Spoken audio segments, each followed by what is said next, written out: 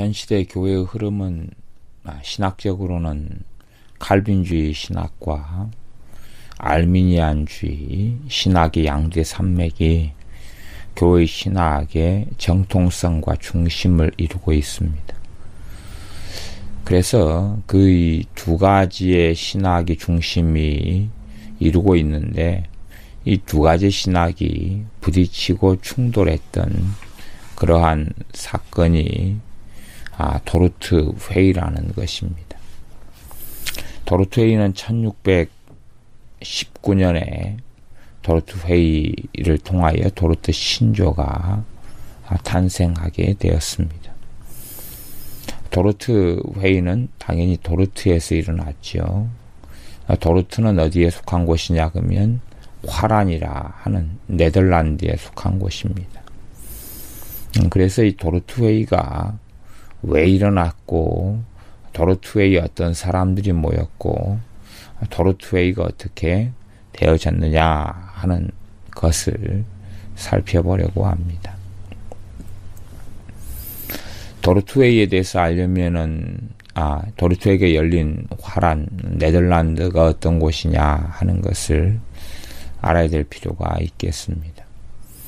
네덜란드는 1500년도 이럴 때만 되어도 오스트리아의 속국으로 있었습니다. 그래서 이 오스트리아를 다스렸던 1500년도의 왕이 누구냐 하면 칼 5세라는 왕입니다.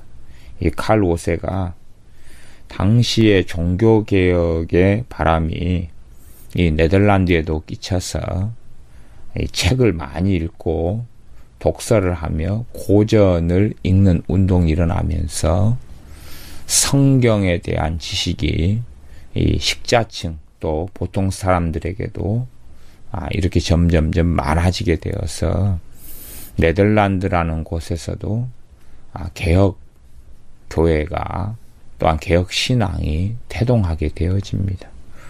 실제로 네덜란드 안에서도 종교 개혁자들이 있어 왔습니다. 우리가 알고 있는 칼빈, 루터, 쯔빙글리 이런 사람들만이 아니라 어떤 나라 어떤 곳들에도 꽤 많은 종교 개혁자들이 있어 왔는데 네덜란드도 그러하였습니다.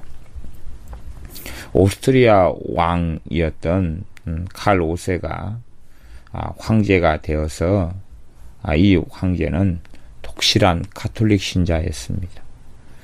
그렇기 때문에 종교 재판을 통해서 개혁교회, 말하자면 신교도들을 처형해 왔습니다.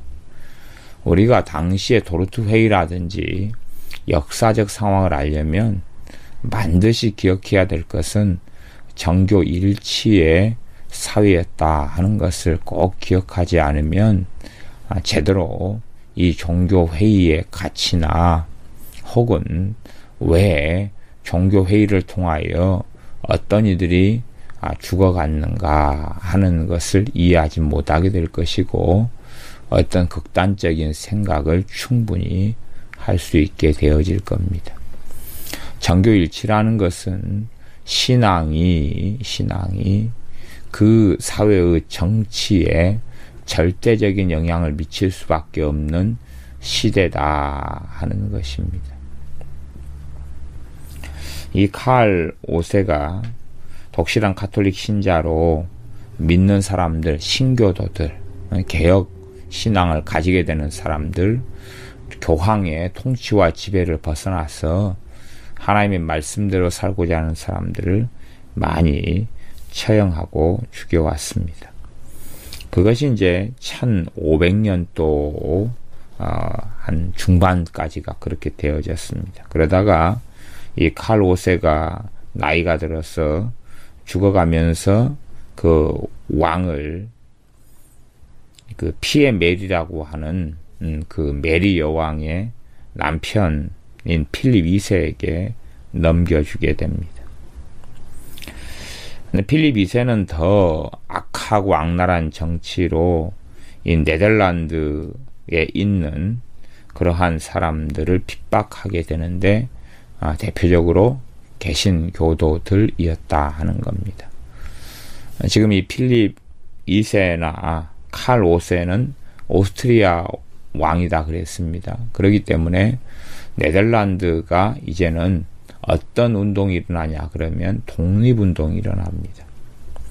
그래서 독립운동을 거의 한 80년 정도까지 끊임없이 독립운동을 하게 되어집니다.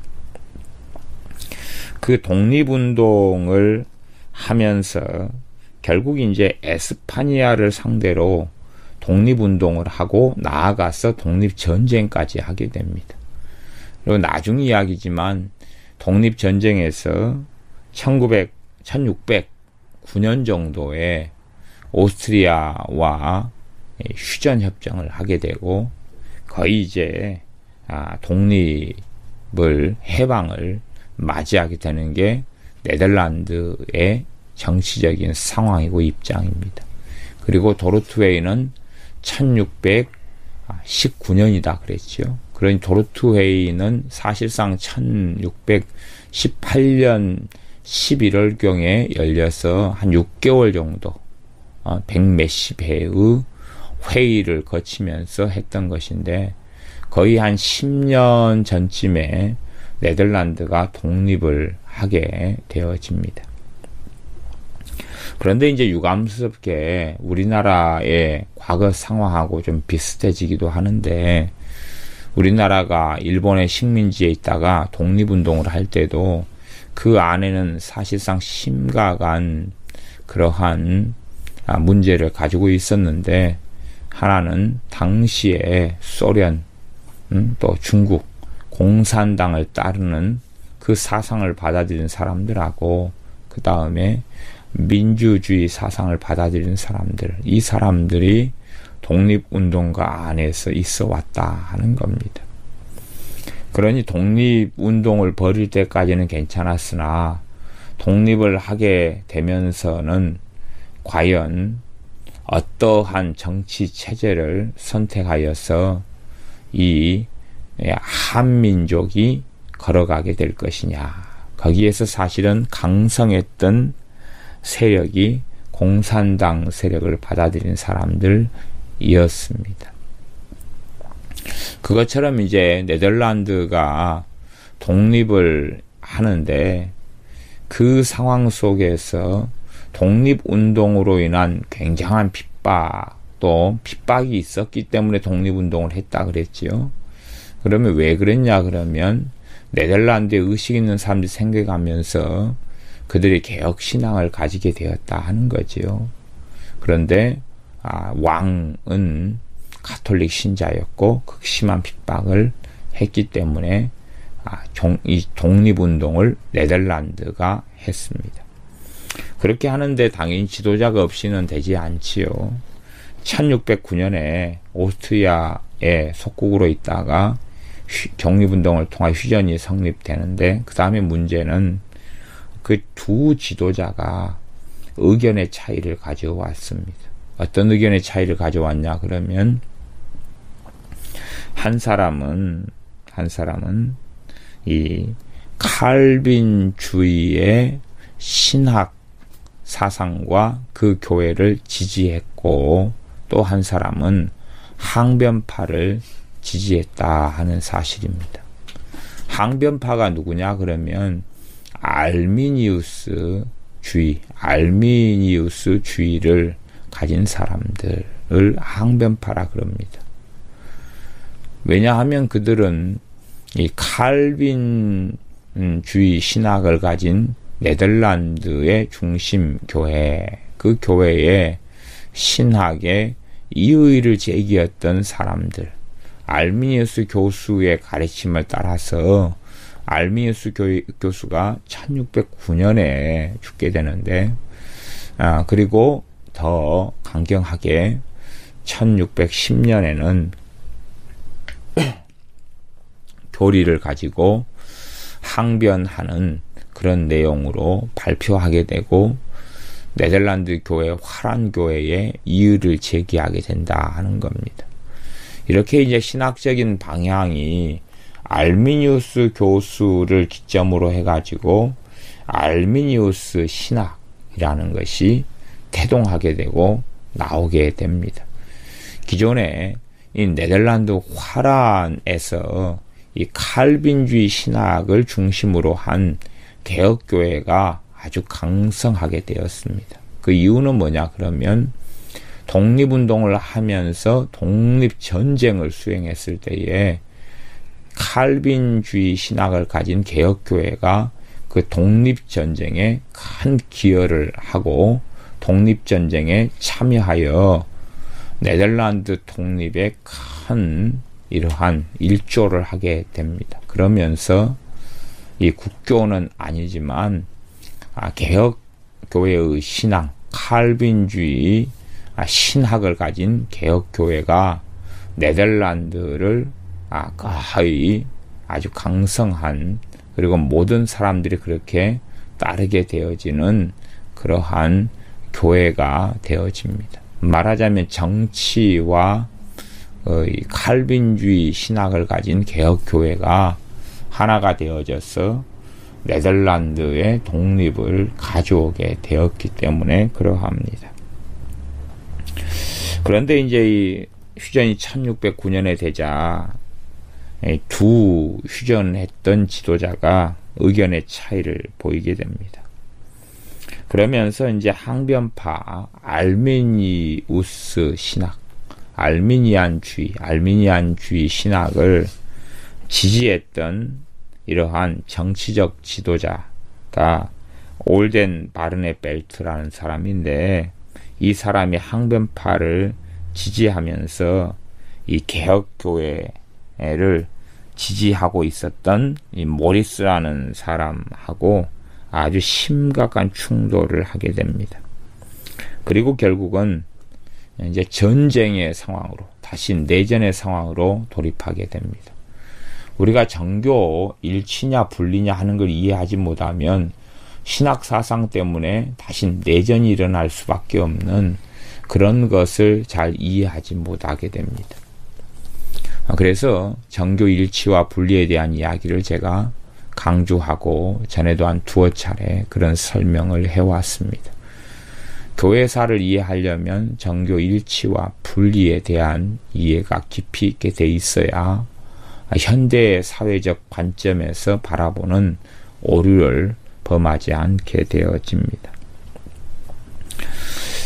그래서 항변파를 지지했던 이 올덴 바르네벨트라는 사람이 군대를 동원하게 되어지는 상황 속에서 모리스라는 반대의 독립운동의 지도자였던 이가 결국은 이 올덴 바르네벨트라는 사람을 군대를 파견하여 체포하게 됩니다. 그리고 이제 그러면서 이 항변파가 가지고 있는 신학, 항변파가 가지고 있는 교리에 대하여 이 모리스가 주도하여서 말하자면 왕이지요. 독립을 쟁취했던 이런 왕의 후원, 그리고 이가 모든 돈을 다 대면서 이러한 국제적인 회의를 도르투에서 하게 됩니다. 과연 항변파가 주장하는 것이 당시에 이 개혁교회의 입장, 또 개혁교회의 목회자, 신학자들이 모여서 성경하고 맞느냐, 부합되느냐, 부합되지 않느냐 하는 아주 국제적인 회의를 하게 됩니다. 그때까지는 개혁교회의 국제적인 회의는 사실상 없었다, 그렇게 말할 수밖에 없습니다. 있어도 부분적으로 있었지 이렇게 좀 방대하게 국제회의를 이 네덜란드의 도르트에서 왕의 후원을 받아서 하게 되는 일은 그때까지는 없었습니다.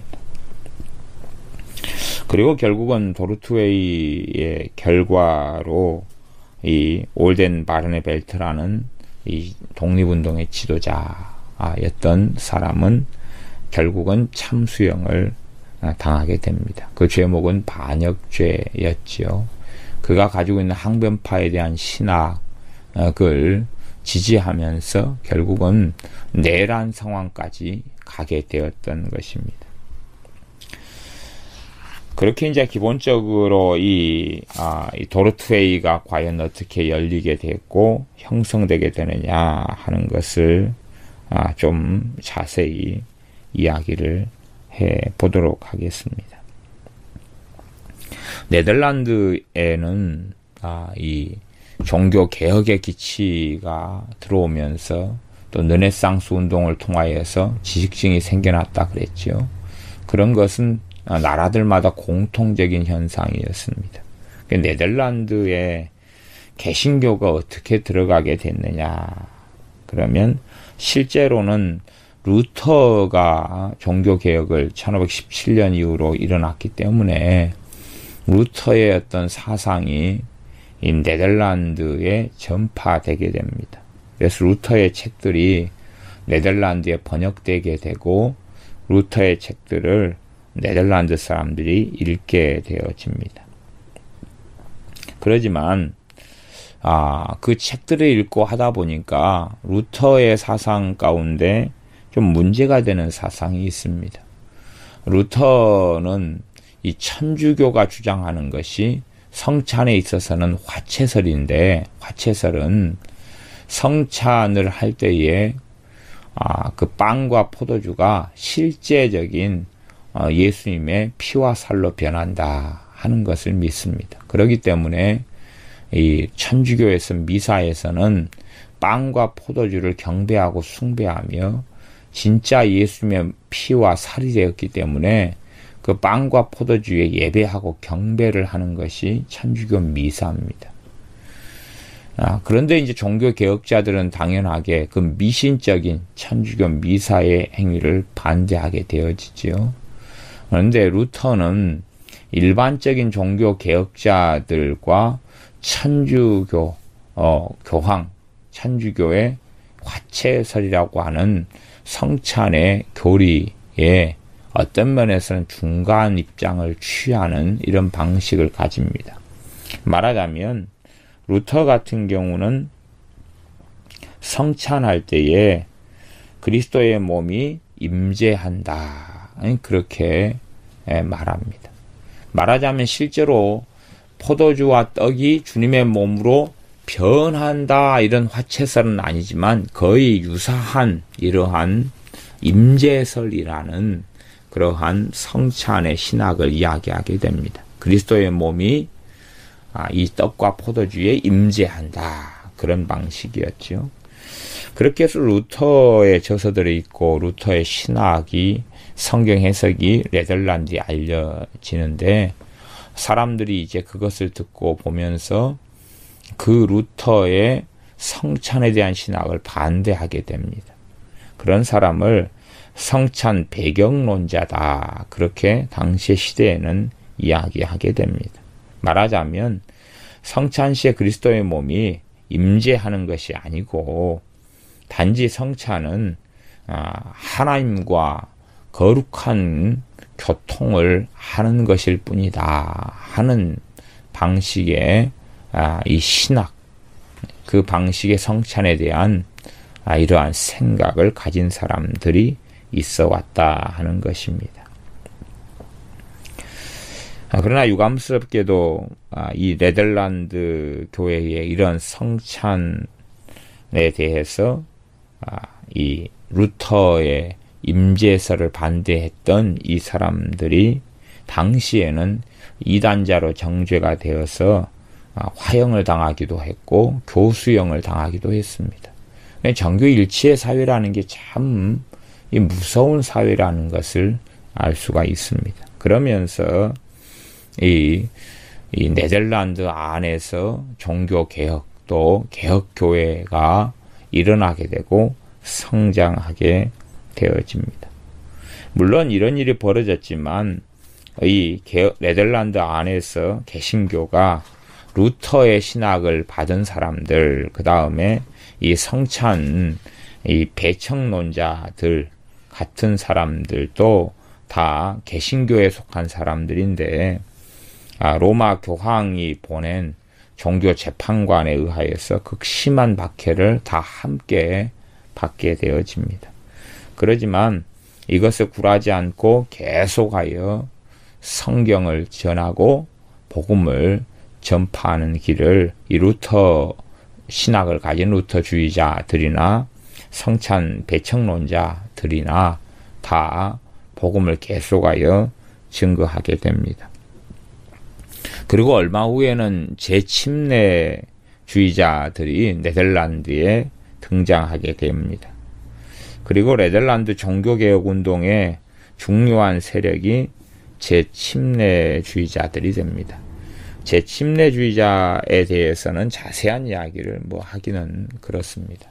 근데 이 양반들은 전천년 왕국설을 지지하면서 그러면서 초대교회로 돌아가려고 애를 썼고 또 공동체 생활을 강조했고 그 다음에 신자들 그리스도인들은 평등하다 이런 것을 강조하면서 그런 이해를 가지고 신앙생활을 했던 이러한 개혁교회에 속하였습니다. 그런데 이제 이런 핍박을 통해서 심각한 문제들을 가지게 되었고 그렇게 해서 루터교나 성내 배척론자들이나 재침례주의자들이 무너져 갔습니다. 그러다가 칼빈주의가 이 네덜란드에 들어오게 됩니다. 어떻게 들어오냐 그러면 이 네덜란드에서 박해를 받는 사람들이 이제 이 칼빈의 저서를 읽게 되어진다 하는 것입니다. 칼빈의 기독교 강요를 번역하게 되어지고 그 다음에 성경 정권도 한 1562년 정도에 네덜란드어로 번역이 됩니다. 그러니까 성경 정권이 번역이 되니까 자신의 자국어인 네덜란드어로 번역되니까 성경 읽어가면서 이 개혁교회는 탄력을 받게 될 수밖에 없죠. 더 많은 사람들이 로마 카톨릭에 저항하면서 개혁신앙을 갖게 되어지며 개신교에 가지고 있는 신앙을 받아들이게 되었습니다. 그렇게 해서 이제 네덜란드 안에 점점 칼빈주의 신학과 칼빈주의로 인한 그러한 성경 이해가 되어졌지만 그러나 이 네덜란드가 독립운동 전에 핍박의 시대였다 그랬죠. 그래서 이들도 해외에 망명하게 되고 해외에 칼빈주의에 입각한 개혁교회들을 세우게 됩니다. 그렇게 해서 거기에서 회의도 하고 그렇게 되어집니다. 그렇게 하다가 1609년에 이 오스트리아와 독립전쟁을 칼빈주의 신학을 가진 사람들이 중심이 되어서 하다가 휴전이 되면서 이 칼빈주의 신학을 가진 사람들이 말하자면 세력을 잡게 되어집니다.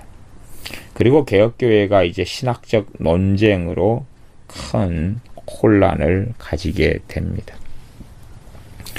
혼란의 발단은 알미니우스 교수라는 사람이다 그랬습니다. 이분은 젊은 나이에 인생을 마감했는데 거의 한 49살 정도의 인생을 마감했습니다.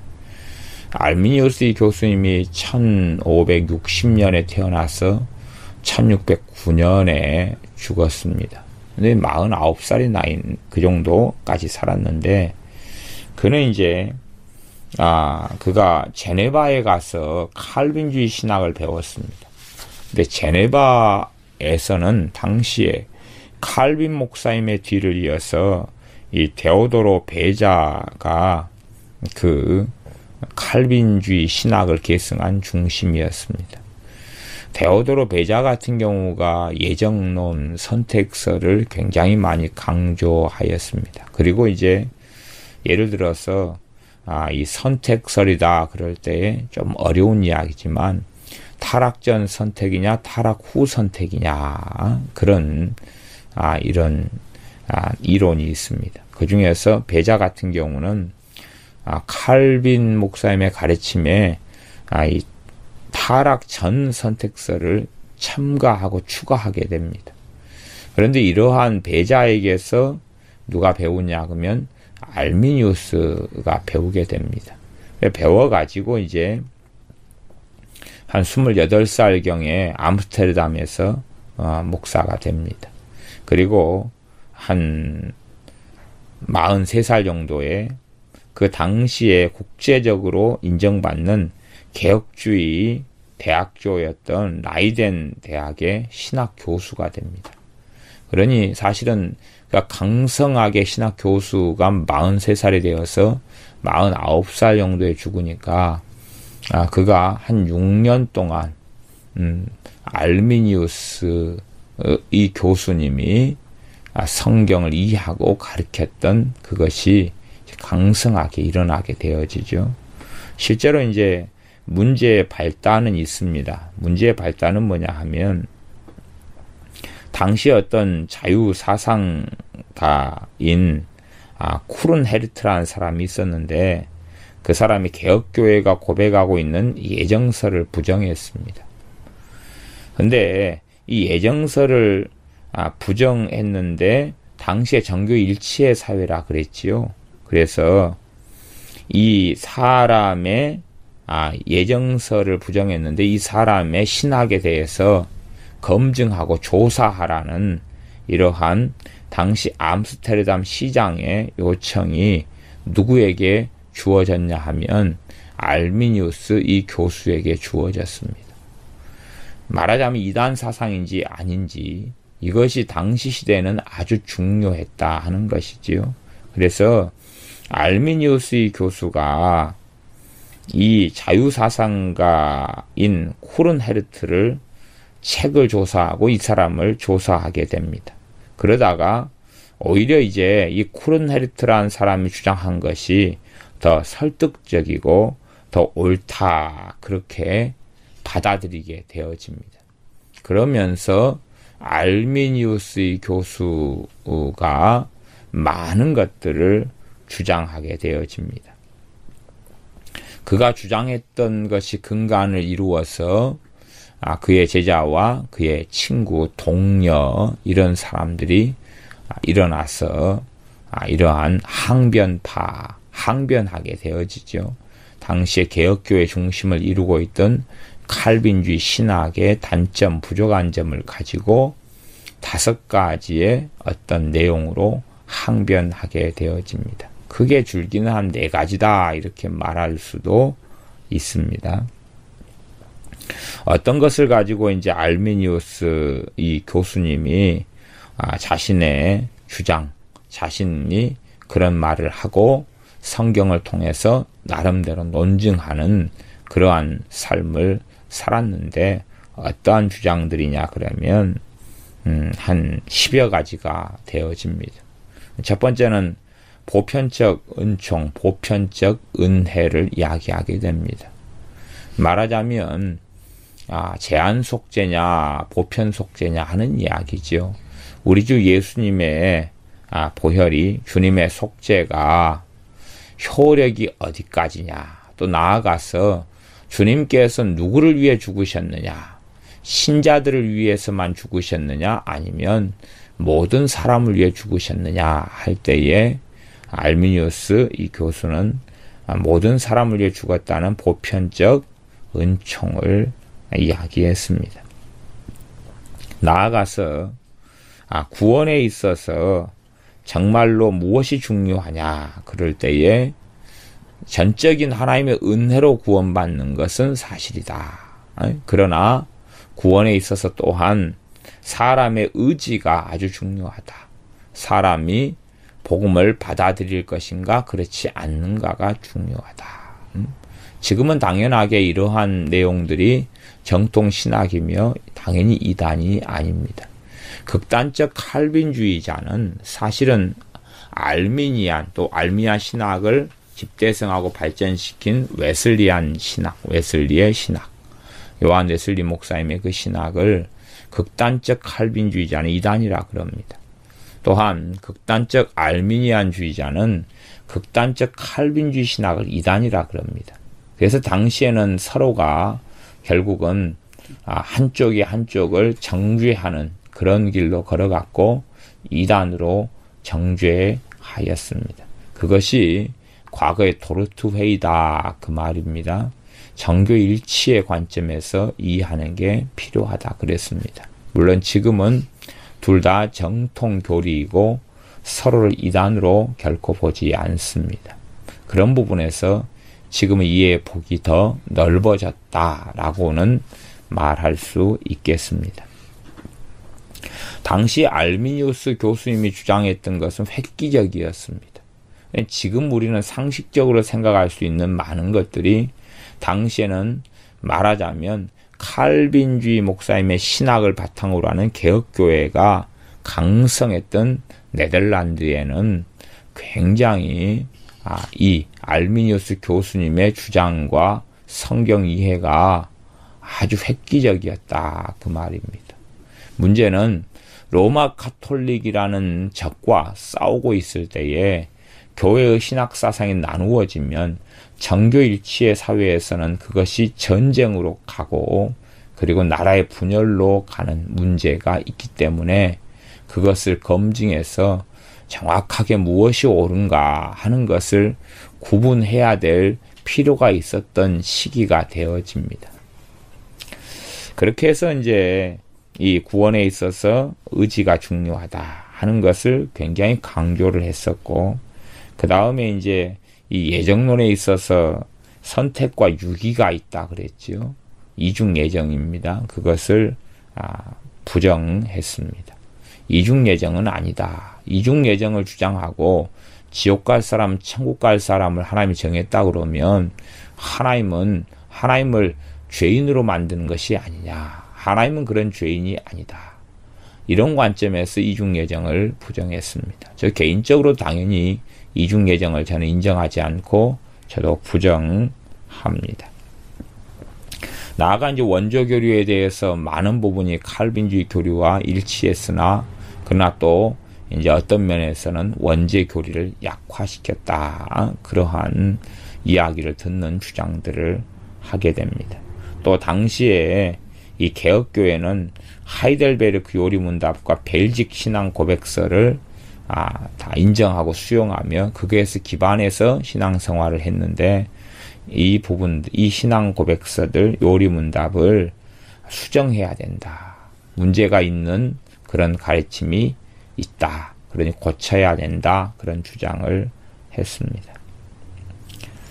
또 실상은 이 알미니우스 교수님이 교수가 될 때에 박사 학위를 받은 다음에 교수가 되지요. 당시에도 그랬습니다.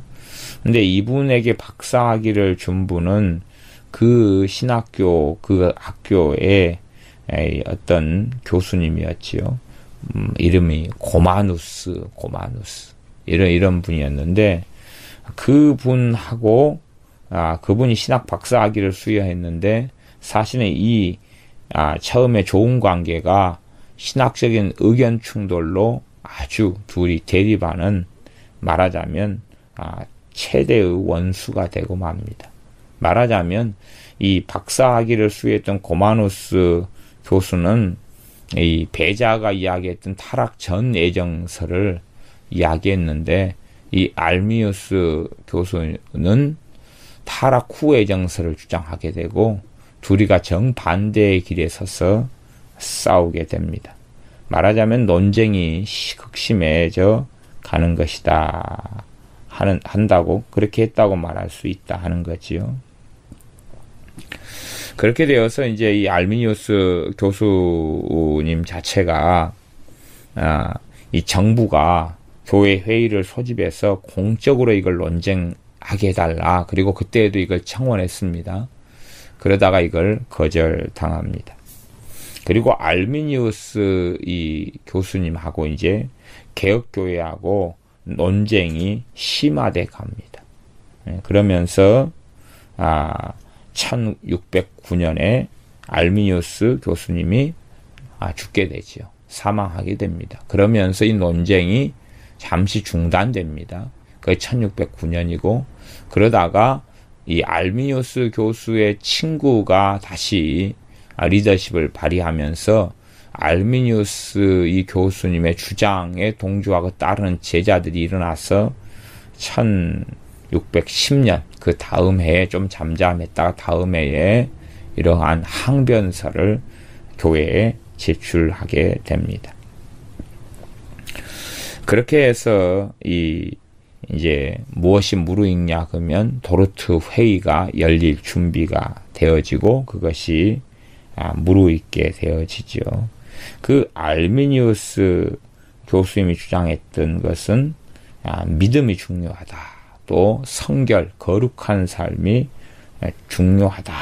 그걸 주장했습니다. 당시의 개혁교회가 가르쳤던 것에서 부족한 점이 믿음에 대한 가르침이 부족하다. 그 다음에 거룩한 삶을 살아야 한다. 말하자면 행함이 있는 믿음이 있어야 된다는 이야기죠. 이것이 부족했다. 그러니 그런 면에서는 참 바르게 알미니우스 교수님이 이해했고 그렇게 가르쳤다 하는 것을 우리가 알 수가 있습니다. 또 칼빈주의 신학이 문제는 믿음으로 가지 않고 지식으로 흘러가게 되어지면 이 지식적인 이러한 신학적인 것이 심각한 도덕적인 타락과 문제를 가져올 수 있는 것들이 칼빈주의 신학 속에가 여러 개가 있다. 그러니 이것을 수정해야 된다라고 이야기했습니다. 실제로 칼빈주의 신학이 믿음이 사라져버리고 그런 다음에 그것이 단지 정보와 지식으로 남아버리면 심각한 도덕적 해이를 가져오는 것이 사실입니다. 말하자면 나 예수님 믿었다. 그래서 나는 영원히 구원받았다. 그러므로 내가 무슨 일을 해도 나는 구원받는다 하는 그런 것이 된다 그 말이지요. 그 다음에 이제 성도의 견인 같은 것에 이의를 제기했습니다. 분명히 하나님께서 그의 자녀들을 끝까지 보호하시는 건 맞다. 그건 맞다. 그렇지만 어떤 사람들이 하나님을 부정하게 되어지면 또한 부인하게 되어질 수 있다. 예수를 믿다가 예수를 부인하고 떠나게 될 수 있다 하는 것을 이야기했습니다. 당연하게 저도 이에 대해서 동의하고 당연히 공감하고 그 부분이 옳다라고 저도 생각하고 있습니다. 그렇게 이제 당시에는 이런 주장을 했으나 그 부분에 대해서 당시 믿고 있던 개혁교회하고 심각한 충돌을 가져오게 되지요. 사실은 지금도 실제로 칼빈주의, 알미안주의를 좀 깊이 공부하면 그런 충돌을 가져올 수밖에 없습니다. 잘못 이해하게 되면. 그러니 둘 다 정통으로 인정하고 그 충돌을 최대한 삼가하는 편이지요. 그러나 이 두 신학 사상이 깊이 들어가 있는 사람들이나 또한 그런 신학교 교수님들은 상대방의 신학을 이단 사상이다라고 말하게 될 수밖에 없는 논리들이 칼빈주의 신학 안에도 있고 알미니안주의 신학 안에도 동일하게 존재하고 있습니다. 그래서 문제는 언제 터지냐 그러면 지금 1618년에 도르트회의가 일어났다 그랬죠. 근데 1617년 그 전해에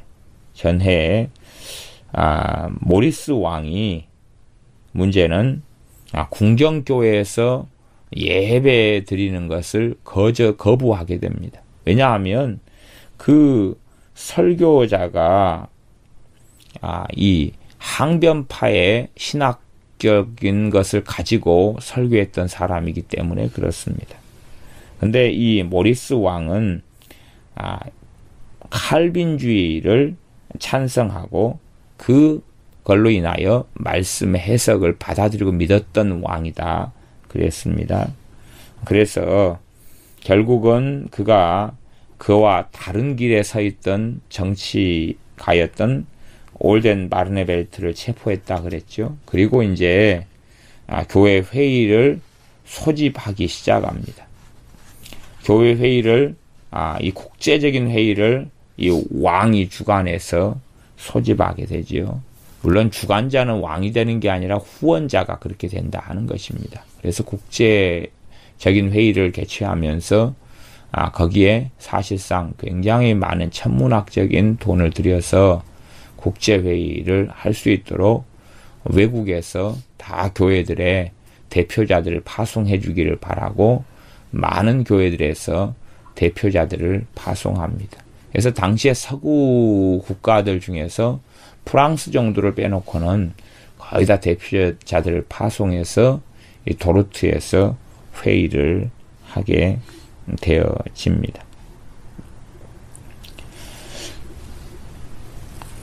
이 도르트 회의를 통하여서 이제 결과론적으로 잠깐 이야기하고 지나가면 이 개혁신앙이 칼빈주의 신앙이라 그랬습니다.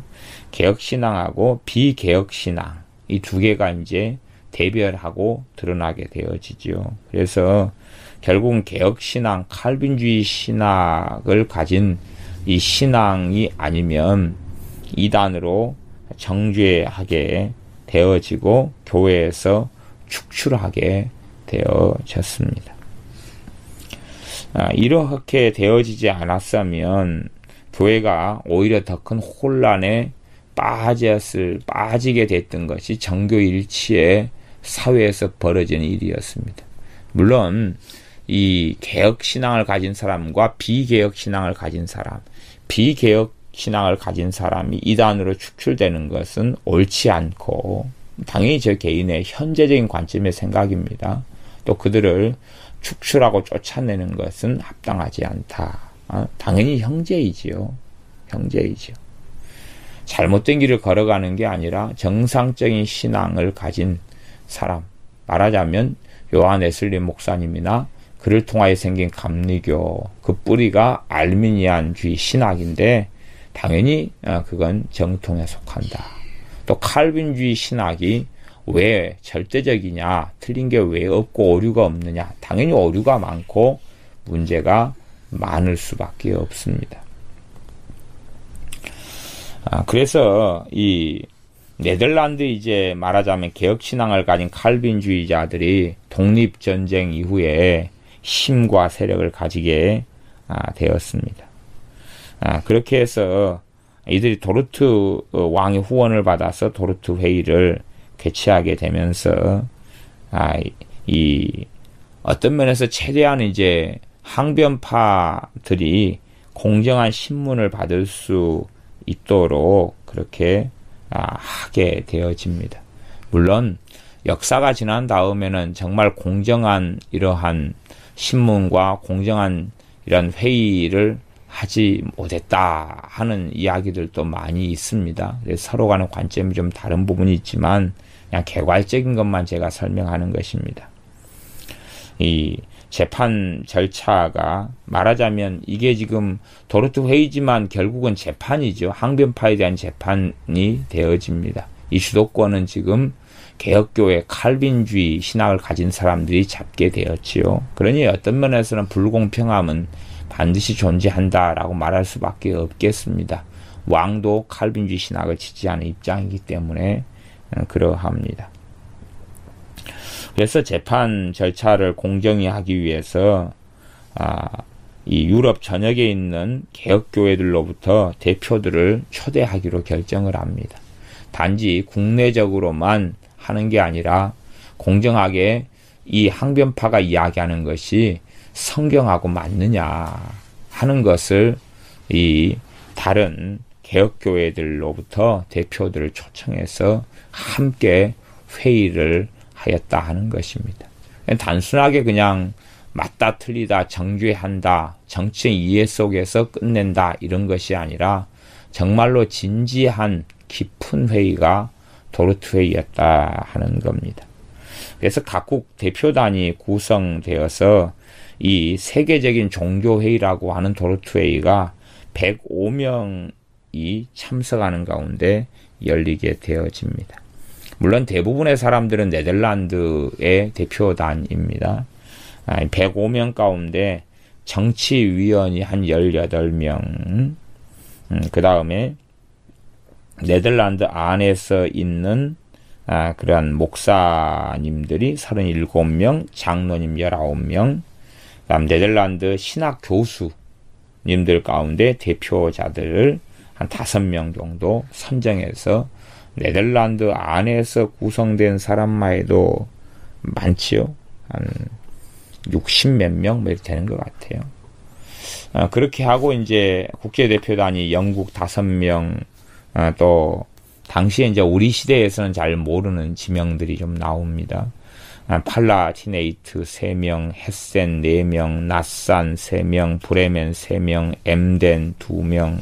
당시 엠덴이 굉장히 중요한 종교개혁의 중심지 중에 하나였습니다. 그 다음에 추리 1명, 베른 2명, 바젤 1명, 샤프하우젠 1명, 제네바 2명, 여기에서 파견돼가지고, 이 105명이 모여서 한 6개월 정도, 공식회의는 154차례 공식회의라 이렇게 되어집니다.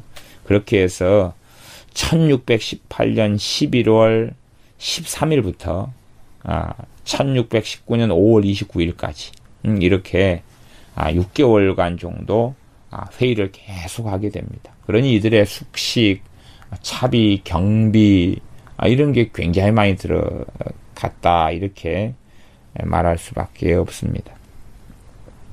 그렇게 해서 당시에 이 개혁교회 입장에서는 유일무이한 세계적인 총회의 성격을 띤 이러한 교회 회의가 개최된 것이지요. 그렇게 이제 하면서 이제 좀 어떤 면에서 항변파에게 불리한 것은 그 회의 회장이나 서기나 다 이 칼빈주의자들로 선출되었기 때문에 불리한 점은 당연히 있었습니다.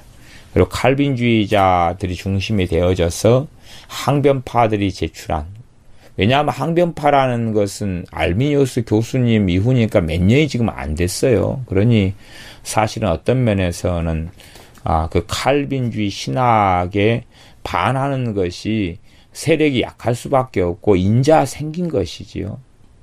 인자 생긴 것. 아까 알미니우스 교수님이 49살까지 살았는데 43살에 교수 돼가지고 49살에 돌아가셨는데 그 몇 년 상간에 주장했던 것, 그것이 이제 시간이 조금 많이도 흐른 것도 아니고 1909년까지 그가 주장하다가 돌아가시고 다시 1910년부터 주장하면서 거기에서 이제 문제가 야기되어서 결국은 문제가 계속 일어나다가 결국 그 모리스 왕이 결단하게 되어지고 이 회의를 개최하게 되도록 후원하였다 하는 것입니다. 그렇기 때문에 세력이 클 수 자체가 없지요.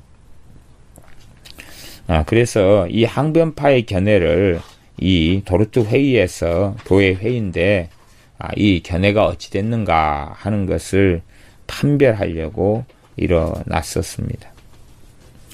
네덜란드에서 이제 이 항변파들이 많이 정죄를 그 전에 당하면서 많이 도망을 했습니다. 도망을 했는데 아직 도망가지 않은 사람들, 이런 사람들 가운데 지도자들을 소환을 했습니다. 그래서 당신들이 가지고 있는 주장을 한번 정확히 논점과 성경에 대한 이해와 해석과 주장을 정확히 밝혀라 하고 지도자들을 소환했습니다.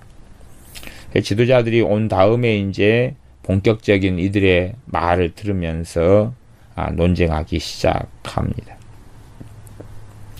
그러나 이제 좀 서로 간에 말이 좀 틀려요. 틀린데 일각에서 칼빈주의 입장에서는 이들이 모략을 써가지고 오히려 이 교회 회의를 무너뜨리려고 이간책을 썼다 그렇게 하기도 하고, 또 이쪽 알미니안주의 이쪽 입장에서는 칼빈주의자들이 자신의 힘을 가지고 협박했고 말하지 못하게 우리를 억압했고 억압했다 그렇게 서로 말이 틀립니다. 어쨌든 간에 결국은 이 항변파들이 이제 더 이상 이 회의에서 자신들의 견해를 말하기를 거부하게 됩니다. 거부하게 되니까 결국은 도르트 회의에서는 이 항변파의 주장을 무엇으로 대신하게 되냐 그러면 항변파들이 썼던 책들이 있지요. 그런 책들을 근거로 해가지고 이 항변파의 주장에 대하여 논증을 하게 되고 이들이 생각하는 이 항변파의 주장이 이단적이냐 그렇지 않느냐를 판별하게 되어집니다.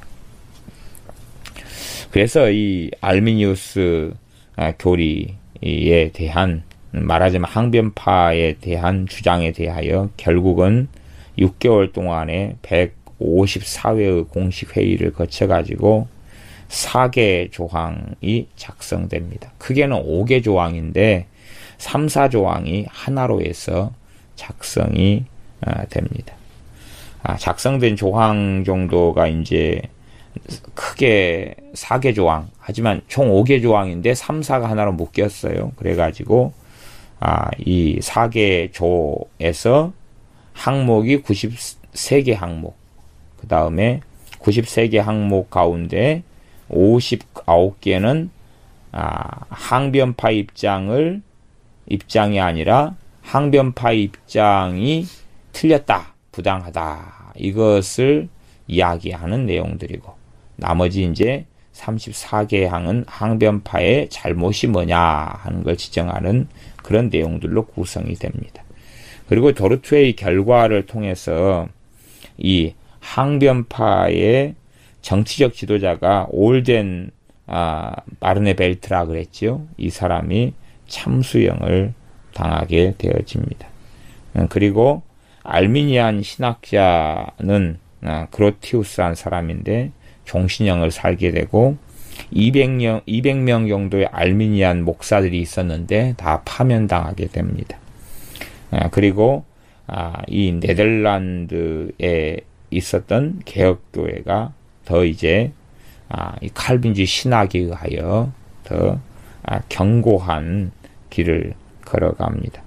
물론 이 서구에서 프랑스에서는 이때 회의에 오지 않았는데 그 안에 정치적인 문제 때문에 그랬는데 결국 프랑스 개혁교회도 뒤에 도르트 신조를 전폭적으로 지지하게 되어지고 나중에는 이제 여러 가지 총회들을 거치면서 도르트 회의의 결정을 신뢰하고 그것을 따르고 믿어야 한다라고 계속하여서 가르치게 되어집니다. 그렇기 때문에 도르트 회의라는 것이 역사상 굉장히 중요한 봉우리를 하게 되고 그 다음에 알미니우스주의가 이단 사상으로 정죄되고 목회자들은 파면되게 되어집니다. 그래서 지금 현재 입장에서 볼 때는 정말로 부당한 회의가 되었다 하지만 실제로 도르트 회의는 정말로 진지하게 성경을 연구하고 상고하고 살폈던 회의가 됩니다. 물론 도르트 회의 안에 있는 이러한 조항들이나 항목들에 대하여 제 개인적으로는 많이 찬성하지 않는 부분도 있고 찬성하는 부분도 있고 섞이게 되고 또한 좋지 않은 사변들도 많이 있다. 쓸데없는 변론, 쓸데없는 헛된 사변들도 많이 존재한다. 그렇게 제 개인적으로는 보는 바도 있습니다. 이렇게 도르트 회의가 무엇인가? 도르트 회의가 열렸던 네덜란드가 어떠한 이러한 국가였고 어떻게 개혁 신앙을 네덜란드 갖게 되면서 이런 일이 벌어졌는가 하는 것을 얼마 동안 설명하고 다루었습니다. 이런 것을 이제 기반으로 해가지고 칼빈주의 5대 교리하고 알미니안주의 5대 교리를 비교하면서 이야기할 수밖에 없고 실상 도르트 회의에서는 칼빈주의의 전체 신학을 다룬 것이 아니라 이 항변파들이 이야기하는 것을 가지고 했기 때문에 칼빈주의 신학의 중심이 5대 교리가 되어져 버린다 그러면 곤란한 면이 있다. 저는 그렇게 본다는 겁니다.